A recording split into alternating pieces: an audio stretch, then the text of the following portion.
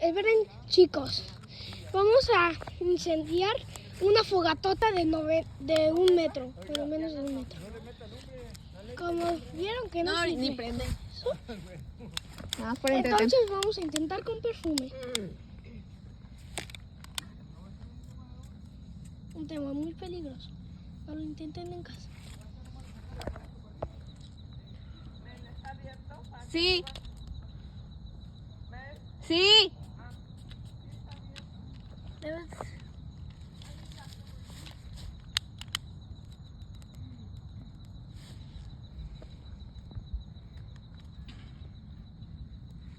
Es muy peligroso, chicos. No lo intenten en casa.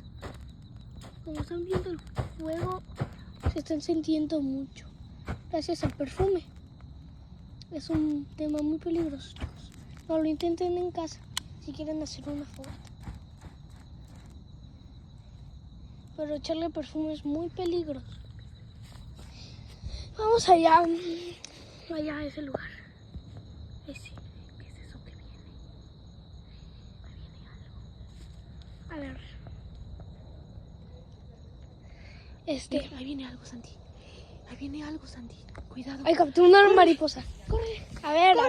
No estamos de bromas, vamos. Hacia ese... ¿Dónde está? Ese pequeño lugar. ¡Ay, mamá! Ya déjame. Vamos. Vamos a ir, chicos. Allá se ve algo. Santi, no vayas para allá. Eso es peligroso. Hombre, así está sonando las campanas. No, Santiago, ven. Ay. Vámonos ya. Cuidado.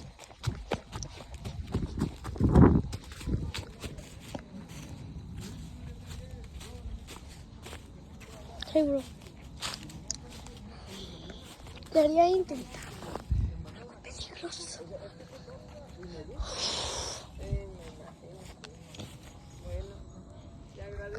Por allí está la casa del perrito que salvamos. Ok. Vamos a irnos.